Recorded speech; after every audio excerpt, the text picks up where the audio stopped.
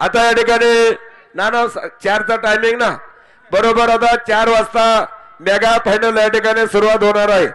तोपर्यंत जेवण नाश्ता वगैरे करून सर्वांनी यायचं याची कृपया नोंद घ्या।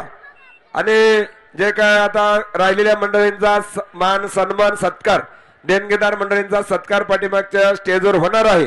सर्व दानशूर देणगीदारांना विनंती आहे आपण या ठिकाणी थांबायचं आपला